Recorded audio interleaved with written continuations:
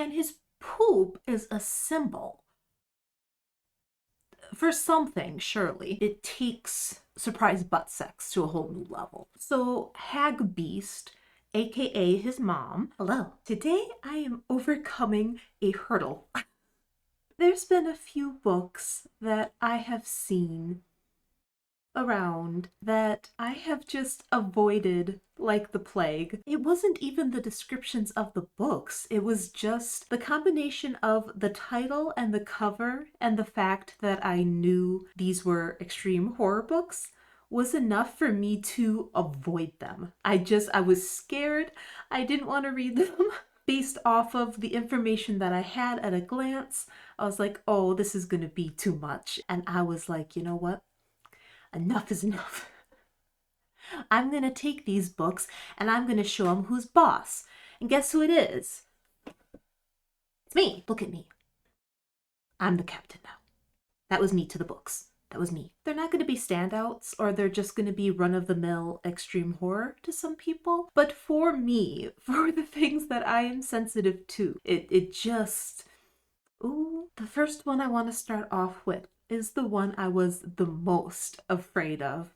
So much so that out of the 3 books I read, I saved it for last. I put it off as long as possible. Cows by Matthew Stokoe. Why was I so afraid to read this book? Well, if you're new here, one of the things I'm sensitive to is animals. I'm not unwilling, but I do have a hard time reading animal abuse or whatever. I have a hard time reading that. And so seeing a book that is extreme horror with a cow on the cover and it's called Cows, I'm just assuming that it's going to be jam-packed with that sort of stuff. Now this book, oh my goodness, this is a trip. But I couldn't help but notice when I went to my Goodreads to update that I was actively reading it, that it has a fairly low rating on there. So I was like, oh no.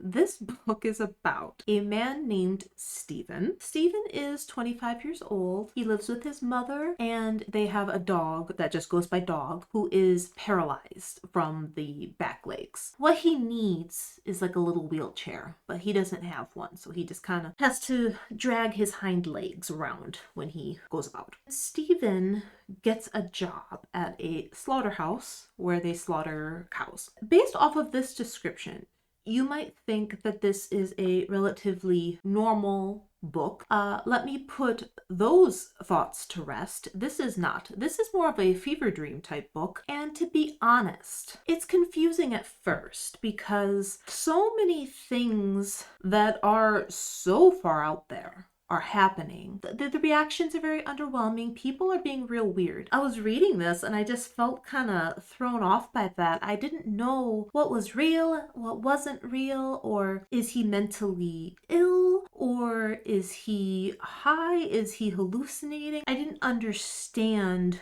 the rules of this world, you know? But then when he's working at the slaughterhouse for a little while, there's this moment that it was absolutely crucial for me in this journey of reading this book. It turns out that there's this small herd of rogue cows that escaped the line or whatever at the slaughterhouse, and they've snuck away to these underground tunnels. The sort of leader of this herd of cows starts talking to him. And it was at that point that I was like, oh, this is one of those. This is one of those books that's like a fever dream that isn't supposed to make sense. And as soon as I understood that that's what it was, then I was able to just sort of take it as it comes and accept it for the fever dream that it is. It was smooth sailing at that point. And actually, I was very surprised that this book actually has a lot of layers to it. His mother, who he also refers to as Hag Beast, is not a nice lady. She's very mean to Dog. So right off the bat,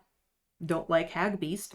We do not like Hag Beast. No. He's complaining about the food she makes for him. And so at first you're like, okay, is he just some ungrateful brat who's complaining about the food not being top-notch? But no, she really is feeding him slop. She is real gross and she's real mean, and most importantly, she's mean to Dog. So we do not like Hagbeast. He just has this very depressing life. And you find that he spends a lot of his time fantasizing about having a different life. That he looks at the TV and the types of lives that are presented on the TV, these idyllic relationships, he fantasizes about having a wife who just adores him, about having children, about having this apartment for his family without his mom in the picture, just him and his family and his dog. What I wasn't expecting was this story is by and large very much about masculinity. His desire to embrace his masculinity, not having a clear vision on exactly how to do that. And so he's kind of led astray by the foreman at the slaughterhouse named Cripps, who basically tells him that the best way to be a real man and to feel powerful is by going to the slaughter section of the slaughterhouse where he can actually kill the cows. There's nothing like that feeling of taking the life of someone or something. And that to the point that it's arousing for him. And you find that he does kind of stumble down this path of associating his sense of masculinity, his sense of control over his life, of feeling empowered to accomplish the things he wants to accomplish and to not put up with being mistreated by his mother or anybody else. When he kills a cow or when he dominates another person, he just gets surged with this feeling of power and he becomes addicted to that feeling of just dominating another creature. But the thing is it escalates. It starts with the cows, but then it starts moving on to people. This need to display his dominance in increasingly violent and depraved ways. His desire to control other people around him in order to ensure that his needs are being met. He wants a woman to be his wife, to do X, Y, and Z for him. And he knows that there's this upstairs neighbor named Lucy who is clearly, even within the fever dream that is this book, she seems to be particularly mentally ill. And he's like, well, she'll have me. I don't have access to a woman who would be exactly what I want, who would truly be this welcoming, nurturing person that I would like to have. But Lucy will do the things I want her to do. Like, she'll cook and clean, and she'll have my baby. She lets me have sex with her. And that he could basically shape her into the person he wanted her to be. Because here's the thing is that he pictures this image in his head of this loving family, but he doesn't actually have a woman who truly loves him and who he truly loves, but this is the person that he can have. And so he's trying to make do with that, but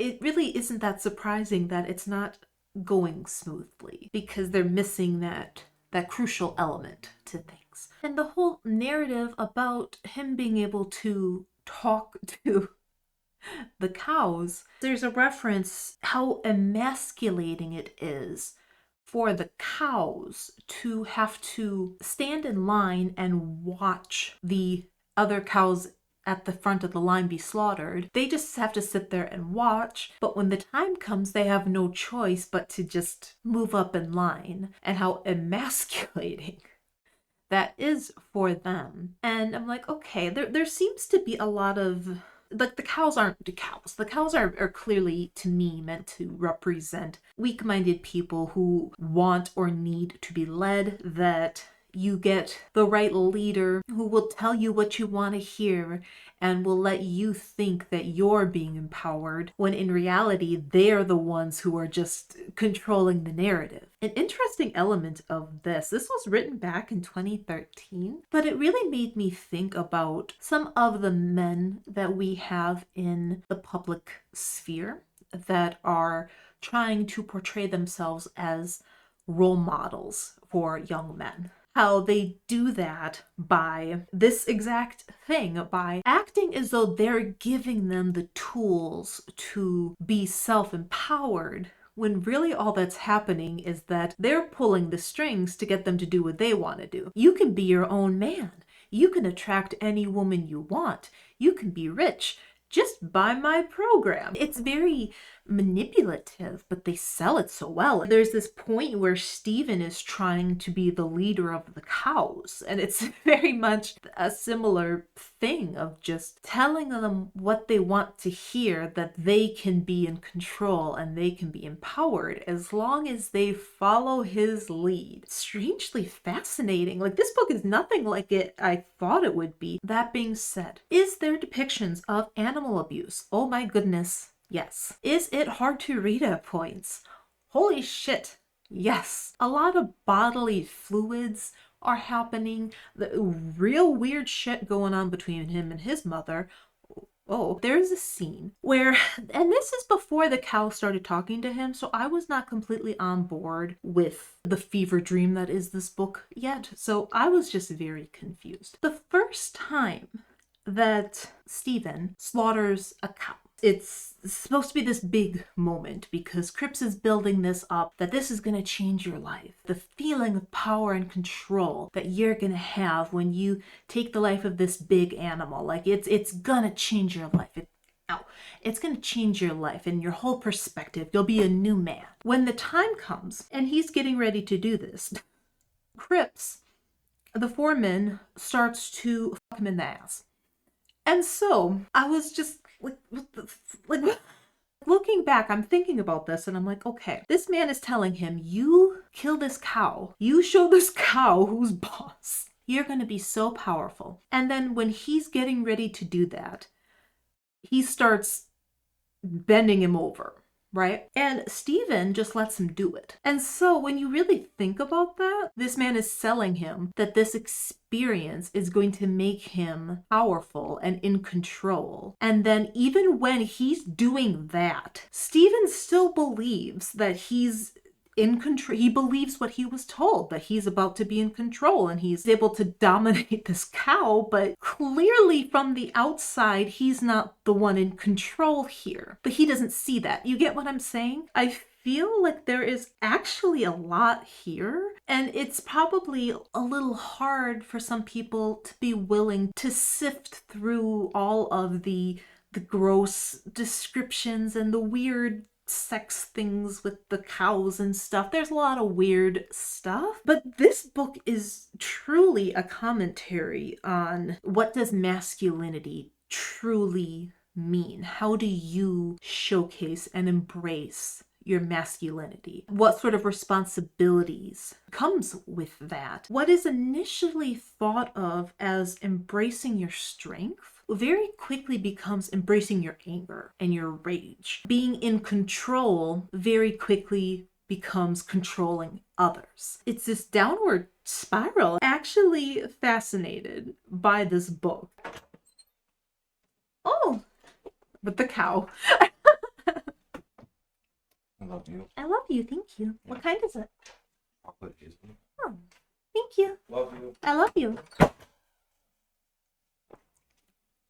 Ooh, ha. I think there's also something to be said here about when you work in a place like a slaughterhouse, you won't last if you're trying to work there and you feel brokenhearted about every time you kill a cow. Some people just don't feel a lot of compassion for animals. But I think most people would feel bad seeing a cow that's clearly scared and having to kill it. Like, I think that would be very difficult for the average person. So in order for somebody to work at a slaughterhouse, they're gonna have to shut that part of their brain off. When you are masculated, not emasculated, just masculated, you are able to do what needs to be done. You do not get caught up in your feelings. I very quickly became more swept up in the commentary, which allowed me to not get hung up on the other kind of hard to read elements. And it was something I was definitely able to push through for as long as I put this book off. I thought it was really interesting, actually, and I'm glad that I read it. Okay, so next up we have The Groomer by Jon Athan. So why was I avoiding this book? Well, Given the title and the cover, and the fact that this is an extreme horror book, I thought I'm usually not particularly sensitive to children, but I am sensitive to babies. I don't know. I guess part of me thought I wasn't sure that I really wanted to read a full book just depicting a lot of SA of kids, which is kind of what I thought it might be. And I'm just like, oh, that's just I don't think I really want to do that. But I took the dive. This is about a family. There is the dad, Andrew, the mom, Holly, a young daughter, Grace, and a son, Max. This family is spending some time at the park. There is this man named Zachary taking pictures. We know right off the bat, Zachary ain't up to no good. Okay. He's trying to present himself. He's a professional photographer who's just taking pictures of the park. And he is manufacturing the photos in his camera to make it look like he's focusing on the trees or on different things, but occasionally a kid will be in the corner of a shot or something because he's trying to take pictures of the plants and the trees and nature, but there's a bunch of kids running around who get in his pictures. He wants to take pictures of the kids because you know why. You know why. He meets little Grace and he's like, oh, here's this little girl, and she's kind of unique because she has heterochromia, where her eyes are two different colors. She has a brown eye and a hazel eye. So she catches his attention, but obviously she's with her family. So he's not in a position where he can actually snatch her from the park, but he does kind of take some pictures of her. He basically just uses this experience as an introduction to Grace, as kind of an in with her. So when he starts to stalk this family, he tries to wait for the right moment where he can have Grace alone and continues to familiarize her with him. And because she's so young, it's like, oh, well, don't talk to strangers, but well, this isn't a stranger, that I've met him before. You know, she's at that age where she just doesn't really understand. Not exactly a spoiler. Grace gets yoinked, okay? Then the story becomes about her father, Andrew. The police are making efforts to try to find Grace, but they just have limited options because they have procedures that they have to follow. Andrew is not happy with the lack of progress, and so basically he goes on this rampage where he is just looking up sex offenders in the area, and he is tracking them down one by one until he finds someone who knows something about where Grace is and who has her. So I was pleasantly surprised. In the beginning of the book, before we even focus on Grace and that whole family, we do get an example of a different child, Liam, being abducted. You do hear some details about what happens to Liam and also a different random baby that the bad guys have. But the vast majority of the story, the gore, the extreme horror elements are not in reference to children. It's in reference to what this father is doing to various sex offenders. So I was very relieved. I was like, oh, this I can read. This is fine. I'm great. Okay, perfect. I psyched myself out about this book because I just sort of made some assumptions. And it was completely unnecessary because the actual content of the book is actually quite enjoyable to read. This is one of those things that just doesn't really seem to be a cure. And it doesn't really seem to be something that people ever really stop. But of course, you are getting into some vigilante justice. There's also different elements of Andrew kind of finding out about maps, minor attracted person or whatever, and how the people who try to insert themselves into like the LGBT community, and the LGBT community is like, no. Some of these people really do view themselves as victims themselves, that they are the ones who are victims, that society doesn't have any compassion for what they go through. This family is going through such a horrible experience. The dad, the brother, and the mom all blaming themselves for not preventing Grace from being snatched. These characters are going through something traumatic, and as a result, they are behaving in an annoying way because you're not at your best, right? Like when your child's abducted, you're not calm and collected. So the detective is trying to talk to them, and the mom won't shut the hell up and just keeps asking, is she alive? Have you found her? And like he can't even answer any of her questions because she won't shut the hell up. And the dad is just completely abandoning his wife and his son because he's too busy trying to do all this other stuff. But in the meanwhile, they have a complete lack of support from him. They just lost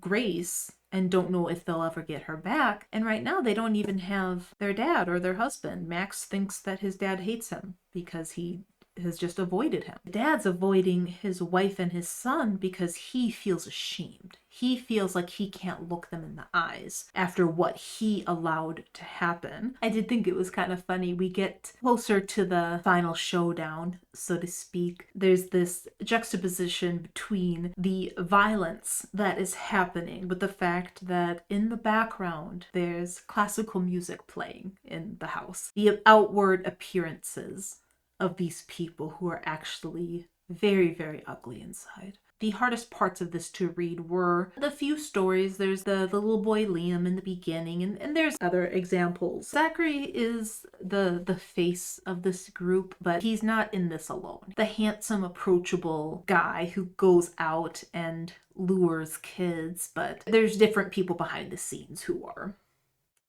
taking care of some of the other stuff. Out of the 3 books that I read for this, I'm the most curious to read this author again. Okay, and last up, we have a book called Woom by Duncan Ralston. This one might seem a little bit tamer to you compared to the other 2. Why was I afraid of this one? Well, because obviously we have WOOM, which I immediately took to be a combination of the word womb and the word room. And I was like, oh, well, that combo, like what? I'm not sure I want that to be used that way. I got scared.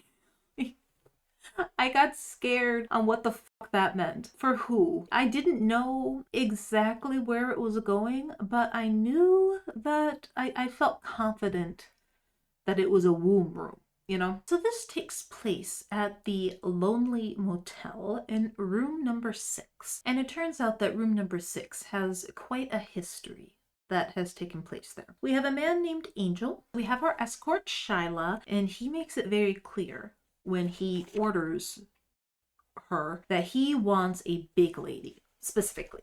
He's like, the bigger the better. Don't give me a not big lady. I want a big one. So she goes there and they're in the motel room. And basically, it turns into this back and forth story time between them where he's kind of giving her the history of some of the things that have happened in this room. Such as, this woman is a drug addict and she ends up owing quite a bit of money to this drug lord. So her and her boyfriend get roped into acting like drug mules to transport drugs wherever, and it ends up not going according to plan. A different story of a woman trying to terminate her pregnancy in the tub of the hotel room. Things of this nature. Very dark stories that do not have happy endings. Shyla then in return is, you know, telling him about some of the weird clientele that she's had, the weird fetishes. He's avoiding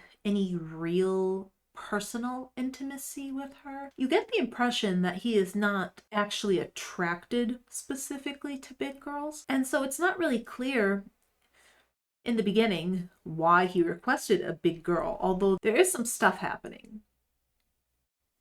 And, you know, I'm not going to tell you what the stuff is because I don't want to. I will say, once you get to a certain point in the book, I would argue that it's perhaps a little bit predictable. And I can say that because I am typically not very good at predicting endings. And I did predict what was going to happen. I figure if I can do it, then most people could probably do it. You're kind of wondering how and why. And how and why, God, why, ironically, the one I was the least worried about out of the group. Just a sort of visceral response to some of the things. I do have to acknowledge that there is a part in particular in this book that happens not at the end but a little bit earlier, that suspending belief. That was the word I was looking for before. There's a little bit of that required for this story. There's a lot of it required for cows, but there's a little bit of it required for this one because there's a particular scene, which I don't want to spoil, but I'm just not sure that it's medically accurate. Well, perhaps there's more than one scene. The hotel room where a lot of bad stuff has happened, you don't really get the impression that they're like, ooh, spooky, it's haunted. It's more so framed as a lot of negative energy in a place can kind of permeate that space. Of course, when you start talking about energy, everything's energy, man. It sounds a little hippie-ish, but there is truth to that. While I don't believe in hauntings per se, it seems more reasonable to me to think that if a lot of pain and suffering happens in a specific place, that there is an off-putting energy in that place. Not necessarily that there are ghosts haunting it. And just for good measure, if you know, you know, babies, animals, and prolapsed anuses. And there is a prolapsed anus in this book, but honestly, that part wasn't that bad. As bad as it could have been. So those were the 3 books that I have been too scared to read for quite some time. What did I learn? The Groomer was the most well written, I would say. However, the easiest to read, for me personally, as well. Cows, difficult to read at points in regards to the animals and whatnot, but so unexpectedly layered. Very interesting. Woom is the one that made me the most uncomfy. The fear of being uncomfy. Sometimes you are pleasantly surprised because you're not even that uncomfy. And other times you are very uncomfy, but you find other things. There's so much here. I'm so glad that I read these. I really did enjoy all of them for different reasons. I guess it just goes to show that sometimes you can judge a book off of its cover, but you should read it anyway. If you're still here, thank you so much for watching. I really do appreciate it. And maybe I'll see you the next time around. But I did read it, and I showed it who's boss. So, what now? What now? What can't I do?